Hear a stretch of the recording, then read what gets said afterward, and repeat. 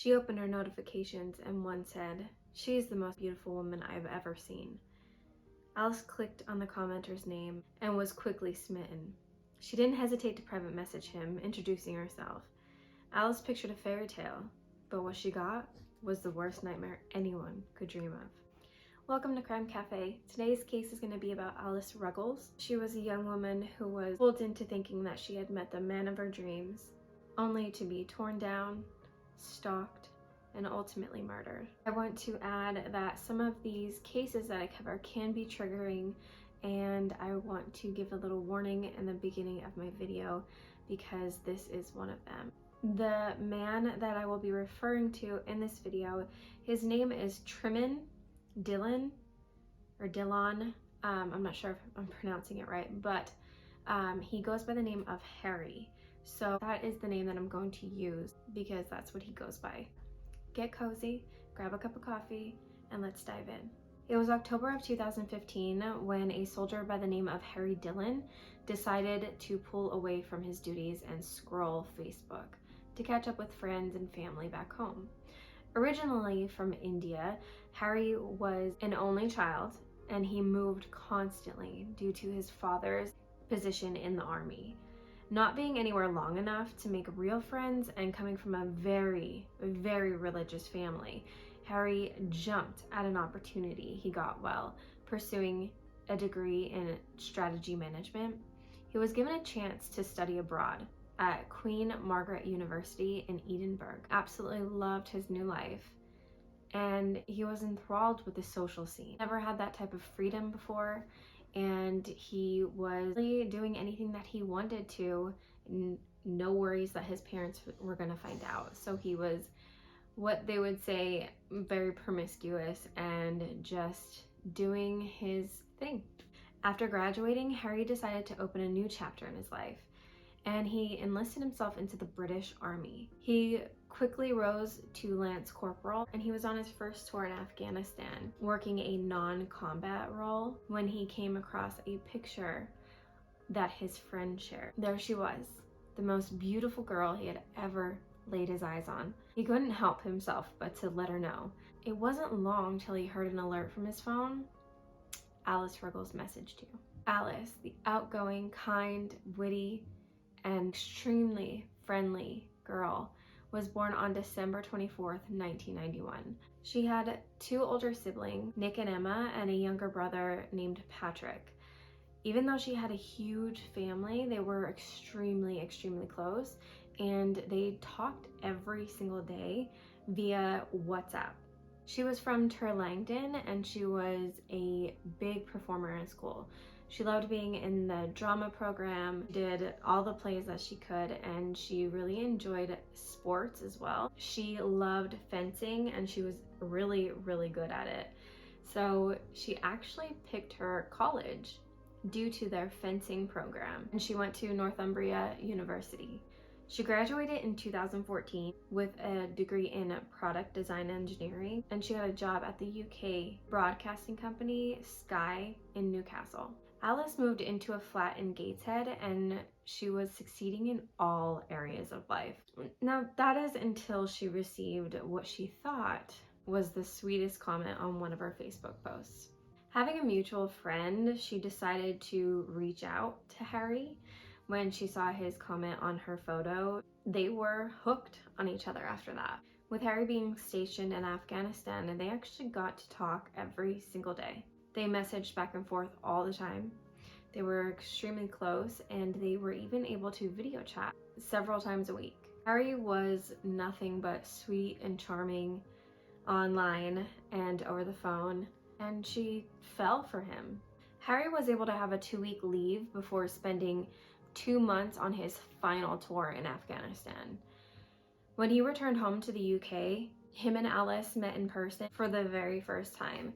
They spent an amazing week in Newcastle, where Alice was located, and then another week in Edinburgh, where Harry's barracks were located. They enjoyed each other so much, and they had every intention on being together full-time when he got home officially. Harry returned home for good in April, and him and Alice started spending all of their time together. It wasn't that long until Alice's family noticed a difference in her, that she was beginning to withdraw, and she wasn't her funny, outgoing personality anymore. She was more introverted and seemed down. She was usually bubbly and quick-witted. She just wasn't that way anymore, and she was starting to lose a lot of weight as well. Alice even had a falling out with her roommates, and she moved to a different apartment. She moved in with her coworker, Maxine. Now, it was around this time that Harry became extremely critical about Alice's appearance. He wouldn't let her wear the things that she wanted to. He dictated what she did with her life, who she hung out with, if she was able to see her family or not, made her feel bad about herself with what she wore or how she did her makeup. And he would constantly talk bad about her family and her friends. He just really worked on isolating her from everyone, and he was succeeding. He even hacked into her Facebook account and changed the passwords so he can have control over it. This entire relationship, dynamic of this relationship, went on like this for a few months until Alice was confronted by another woman. This woman claimed that Harry was actually trying to start a relationship with her and wanted to meet up for, you know. At this point, Alice felt like she just couldn't do it anymore. She couldn't take it, and she wanted out. That was the final straw for her. She later found out that he was cheating on her the entire time, all while controlling her social life due to his mistrust in people, and the whole time he's using dating apps to flirt and hook up with women. This is when the real nightmare begins. The harder Alice pushed him away, the tighter Harry would squeeze his grip on her. It was like she was his possession, and only he could decide how she was going to spend her life. The following weeks were a roller coaster of harassment and torment for Alice. Harry called, texted, and emailed her nonstop. At times he would be crying, pleading and begging her to get back together with him. He'd be telling her how much he loved her and that he was going to be different if she just gave him another chance. Other times he would be really nasty and try to be manipulative. He would be angry with her for not listening to his pleas, and he would try to make her feel guilty. He would be hysterical, saying that he's going to kill himself, and she would be the one to have to live with that. And finally, he resorted to threatening her, saying that he had photos of her when she's sleeping that she didn't know that he took, and he was going to spread them all over the internet if she didn't get back together with him. At the beginning of all this, Alice was trying to be nice. She thought that he was having some mental issues, and she was trying to be gentle. She didn't want to make the situation worse. But after weeks of harassment, she just began to completely ignore him. This is when Harry became absolutely enraged. He would contact her family and her friends, and he would tell them that they need to talk her into getting back with him, that they need to talk sense into her. He even sent a message out that said that he wasn't used to being denied what belonged to him. Now, all of her friends and family told him to leave her alone, of course, but that's extremely alarming. Harry was absolutely obsessed with Alice. In the literal sense, he was obsessed with her. He didn't go a day without contacting her or someone close to her, or use his time to plot a way to get her back. After he failed at all of those previous attempts, he started to send Alice letters. He'd write poems about how much he loved her and how much he needed her. And he even wrote things like, "I'm going to make you my wife." Harry hacked into all of Alice's social media accounts, and she wasn't aware of this. So he was able to watch everything that she was doing, who she was messaging, all of her private things he was able to see. In September, Harry discovered that Alice started seeing someone else. He was an army officer named Mike, and of course, right away, Harry sent him messages saying that Alice was still talking to him, that she was lying to Mike and deceiving, and that she was cheating on him, and that he should just let her go. And of course, Alice told Mike about Harry, so he already knew all about him, and he just knew that, you know, all he was gonna talk is absolute bullshit, so he didn't believe a word that he said. Now, Alice met Mike when she was visiting her sister Emma in Germany, and they completely fell for each other right away. In just a few short days, they got to really know each other. They spent all their time together. Her sister said that you can literally see the bond, the strong bond that these two had, and there was no denying their connection with each other. So although being in a long distance relationship, they were really thriving, and they couldn't wait to keep going with this relationship and see where it went. And remember, Harry gets to see all of this unfolding because he has access to all of her social media accounts, all her messaging, and he's becoming more jealous, more enraged, especially after his attempt at breaking them up completely backfired. On a Friday, September 30th, Alice had a voicemail. It was Harry pleading with her to call him back. She didn't call him back, of course. And that's when he decided to make the 2.5-hour drive from his barracks to her apartment. He was ringing her doorbell and then hiding. And he did this multiple times, where he would ring the doorbell, let her come to the door, but he would be hiding. And a few hours later, he actually crawled over the wall into her backyard and knocked on her bedroom window.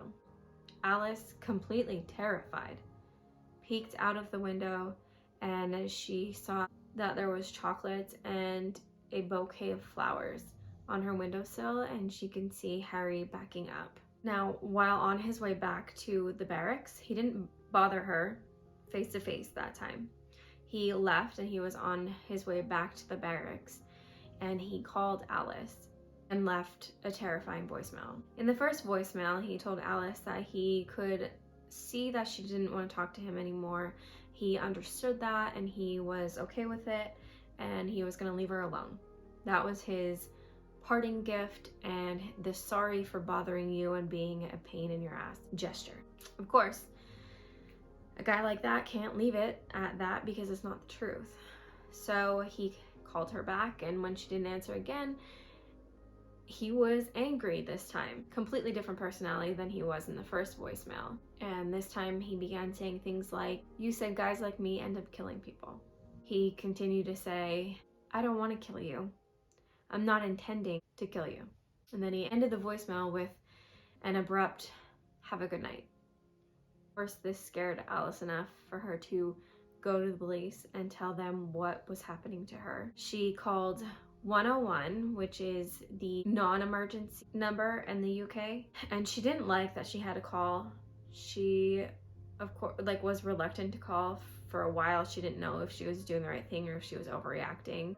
And the officer explained to her that she was doing the right thing and they were going to help her. And he let her know that she could either go to a lawyer, get a restraining order, or the police could just distribute a police information notice. I'll call that a PIN, P-I-N. And she was told that the PIN meant he wouldn't be able to come near her or he'd be arrested, which to me sounds like a restraining order. But it's not a restraining order. So an officer came out to her house the next day, and he was sympathetic with her, took her statement, and she was told that if he contacts her again, to give them a call right away.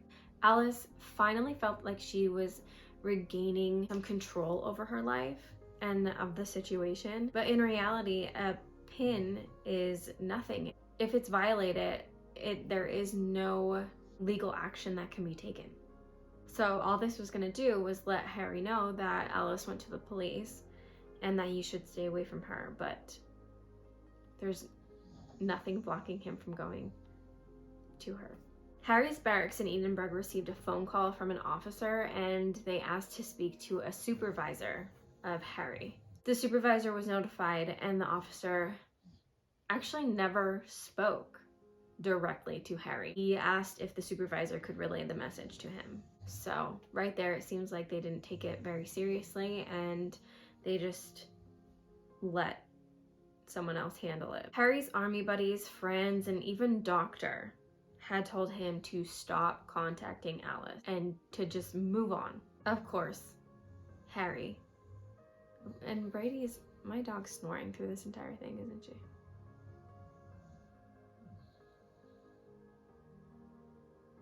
Brady,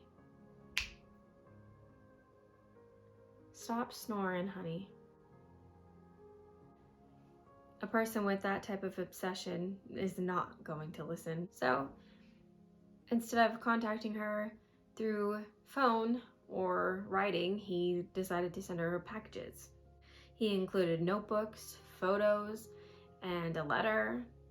The letter wasn't a nice one. He tried to make her feel guilty for going to the police. He told her that he got in a lot of trouble, and he said that he got his computer, his iPad, his phone taken away from him, which was not true at all. Asked her if she was happy with herself that he got in so much trouble, you know, trying to lay the guilt trip. And he said that the package contained all of the contents that he had that reminded him of her. And he said that he was doing this because she now belonged to another man, and he wished the two of them a happy future and that he'd never bother her again. Now, because Alice was told to contact police if she heard anything from Harry, that's exactly what she did. As soon as she got the package, she called the police. And they didn't really care that he contacted her. They were more focused on what was in the package and the letter stating that he is letting her know, here's everything, I'm done, I'm not going to bother you anymore. But she tried to let them know he has said that 1,000 times and it doesn't mean anything. But they wouldn't listen to her. So even though he violated this pin, nothing happened. So Alice felt really alone in this. She was told that an officer will be calling her back, and when someone did call her back a few hours later, the officer asked her if she would like Harry arrested, which should never fall on the victim. And when someone's that close, and they could be intimidated, scared,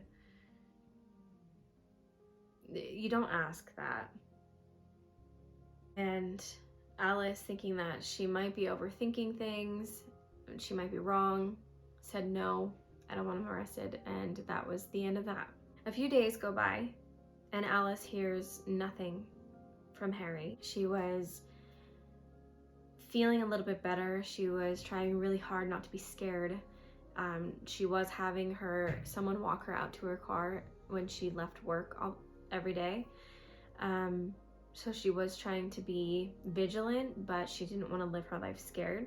And that weekend, she was really excited because Mike was coming from Germany to visit her. So she was trying to just focus on the good in her life and the things that is normal and things that she can be happy about. So when Alice got home, she was home alone. Her roommate was gone, and she was texting Mike back and forth, and she decided to go into her room and into her closet to see what kind of outfits she was going to wear that weekend.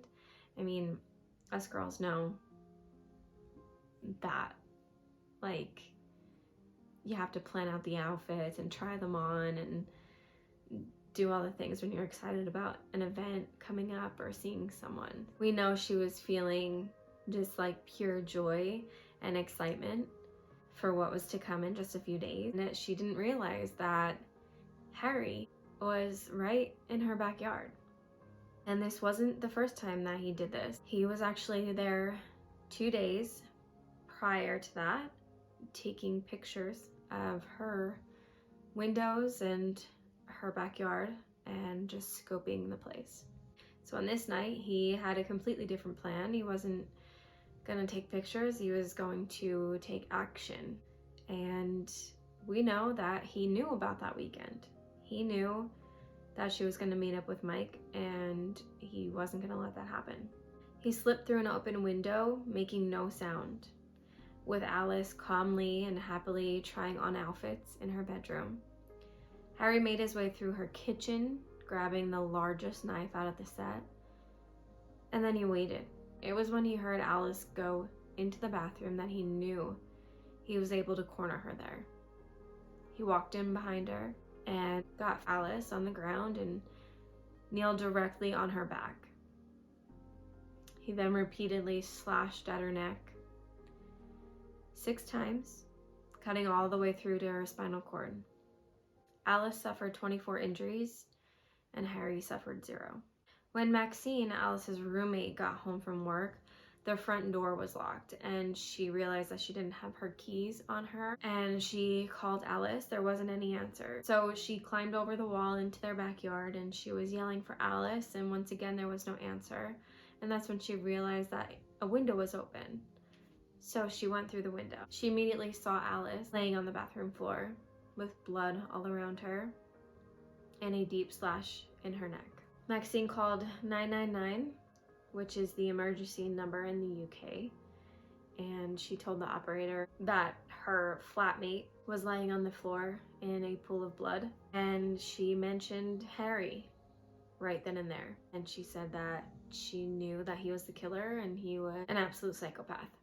The police and EMTs arrive and they pronounce Alice dead at the scene. The coroner concluded that Alice died of catastrophic blood loss as a result of a carotid artery being severed. Just a few hours later, Harry was arrested back at his barracks. He told the officers that he had no idea what happened to Alice, but they filled him in about their knowledge of his phone records. They knew that on the day of Alice's murder, Harry's phone was actually pinged outside her house, and he was messaging a girl on Tinder to hook up that night. Also found Alice's blood on his steering wheel, and everyone knew of his stalker behavior. At trial, Harry actually tried to claim that Alice attacked him. He said that she came at him with the knife and they were fighting, and as he was trying to get the knife off of her, she accidentally stabbed herself in the neck. During the entire trial, Harry showed absolutely no emotion. He was completely stone-faced the entire time. It was obvious that he felt no remorse for what he did, and the jury deliberated for just 2 hours and they found Harry guilty of Alice's murder. The judge said during the trial, "Not a shred of remorse have you shown from first to last. Indeed, you were concentrating so hard on getting your story right when giving evidence, you forgot even to shed a crocodile tear." In April 2017, Harry Dillon was sentenced to life in prison with a minimum of 22 years. I don't think he should have got the possibility of parole. Don't know why there would be a minimum there. There shouldn't be a minimum. It should be life, no possibility of parole. In October of 2017, the Independent Office for Police Conduct launched an investigation into the handling of Alice's case. In September of 2018, so about a year later, they published their report finding 2 cases of misconduct on the Northumbria police. They stated that a police constable failed to appropriately investigate Alice's report of stalking, and they also found that a police sergeant did not properly supervise the constable during that investigation. Both officers were disciplined and further training to develop awareness when dealing with stalking and harassment cases. Alice's family established the Alice Ruggles Trust, which supports police officers in implementing procedural change and updating training, and most of them stopped using pins. The family's main goal is to make sure that if another Alice presented herself to the police today, the outcome would be different. Like I said, I think Harry should be sentenced to life without parole.